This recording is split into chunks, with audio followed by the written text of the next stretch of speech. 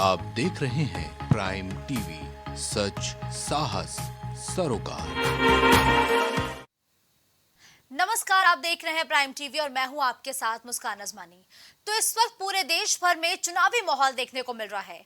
तो वहीं तेलंगाना और में विधानसभा और लोकसभा चुनाव करीब आते देख ऑल इंडिया मजलिस इत्तेहादुल मुस्लिमीन यानी कि AIMIM के चीफ असदुद्दीन ओवैसी कांग्रेस समेत अपने तमाम विरोधियों पर हमलावर हो गए हैं। रविवार को हैदराबाद में एक रैली को संबोधित करते हुए ओवैसी ने कांग्रेस, सपा, RJD और BJP पर जमकर हमला बोला।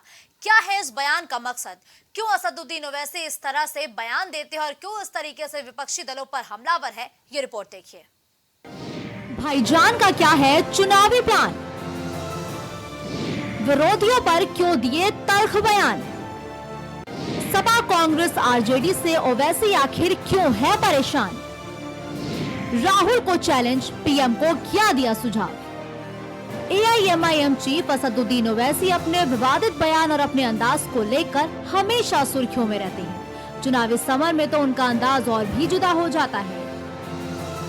तेलंगाना में विधानसभा और लोकसभा चुनाव करीब होने के नाते ओवैसी एक बार फिर अपने पुराने अंदाज में नजर आए।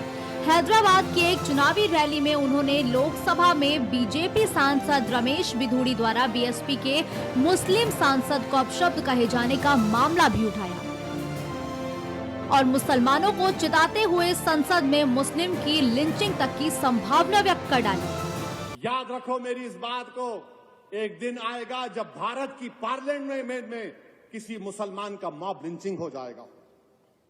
वो दिन दूर नहीं है, वो दिन दूर नहीं है, क्योंकि हिटलर की जब हुकूमत थी तो हिटलर की हुकूमत में लिखा जाता था यहूदियों से बच के रहो, ये जर्मनी के लिए खतरा है। आज यहूदी लफ्ज को निकाल दो, मुसलमान लिख दो उस पर। सांसद रमेश बिधूड़ी के मुद्दे पर ओवैसी ने सीधे PM मोदी को भी निशाने पर लिया। ओवैसी ने PM को सुझाव दिया कि वो रमेश बिधूड़ी के बयान को अरबी में ट्रांसलेट कराकर उससे अपने मिडिल ईस्ट को भेजना चाहिए और ये बताना चाहिए कि हम अपने मुस्लिम सांसदों के साथ आखिर क्या करते हैं। अरे नरेंद्र मोदी जी, जो आपके MP ने मुसलमानों के बारे में जो बकवास बकी है, मेरी आपसे गुजारिश है कि उसका चैलेंज करके आप अरब ममालिक के अपने हुक्मरानों को भिजा दो, या हबीबी इस तरह का हम इससे सलूक करते देखो मुसलमानों से, बुझाओ। क्या नरेंद्र मोदी अपने MP की स्पीच का अरबी में ट्रांसलेट करके मोहम्मद बिन सुल्तान, मोहम्मद बिन जैद को भिजाएंगे? आप भिजाएंगे उनको? बताओ देश के वजीर आजम। क्या तुर्की के एर्दोगान को भिजाओ? देखो हम इस तरह भारत की नई बिल्डिंग में हमारे पार्टी का MP ने मुसलमानों को इस तरह कहा है। रमेश बिधूड़ी के मुद्दे के साथ ही असदुद्दीन ओवैसी ने महिला आरक्षण बिल को लेकर भी BJP के साथ कांग्रेस, सपा, RJD पर भी हमला बोला।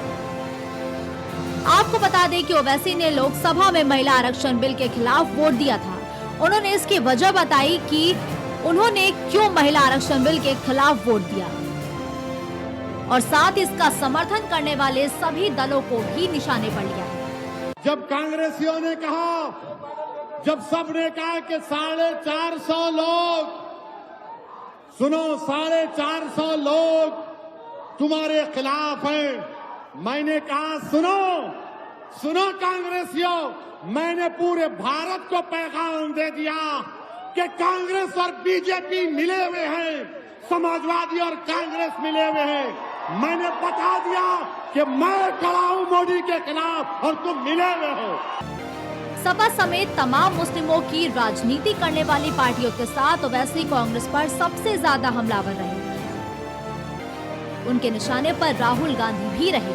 ओवैसी ने राहुल को चैलेंज दिया कि वो वायनाड की जगह हैदराबाद में चुनाव लड़कर उनका मुकाबला करें। मैं तो तुम्हारे लीडर से कहूंगा कि अब की बार वायनाड नहीं, हैदराबाद से मुकाबला करो मेरा।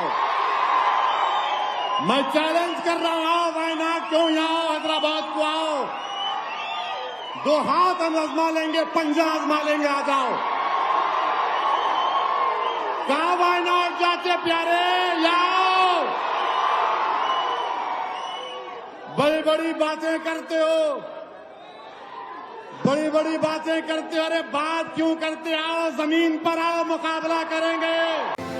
ओवैसी का तल्खी भरा बयान कोई नया नहीं है, ये उनका अपना अवतार है। चूंकि तेलंगाना में इसी साल के आखिरी में विधानसभा और उसके बाद लोकसभा के चुनाव हैं। तेलंगाना में वो बीआरएस के साथ सत्ता में है। बीआरएस ना तो एनडीए में है और ना ही आईएनडीआईए गठबंधन की सहयोगी है। ऐसे में ओवैसी के ऐसे बयान चुनावी समर मजबूरी और जरूरी दोनों ही हैं। अभी आगे ऐसे और भी बयान देखने को मिल सकते हैं। Bureau report, prime TV. तो देखिए, रमेश बिधूड़ी के बयान पर सियासत अपने चरम पर है। तो वही एक जनसभा को संबोधित करते हुए असदुद्दीन ओवैसी ने कहा कि अब वो दिन बहुत दूर नहीं है जब संसद के अंदर मुसलमानों का मॉब लिंचिंग भी होगा और ये तस्वीरें भी देखने को मिलेंगी। अब चुनाव नजदीक है, ऐसे में ओवैसी का ये बयान किसे फायदा पहुंचाएगा, किसे नुकसान, ये तो देखने वाली बात होगी। क्योंकि चुनाव जैसे जैसे नजदीक आएंगे, लाजमी है कि एक बार फिर से 24 के चुनाव को धार्मिक रंग और आकार देने की कोशिश की जाएगी। अब ये धार्मिक रंग और आकार किसे फायदा देता है, किसे नुकसान, ये तो जनता ही तय करेगी। फिलहाल खबरों का सिलसिला यूं ही जारी रहेगा। देश और दुनिया की तमाम बड़ी खबरों के लिए आप देखते रहिए प्राइम टीवी। कुछ भाव पुष्प। आप देख रहे हैं प्राइम टीवी, सच साहस सरोकार।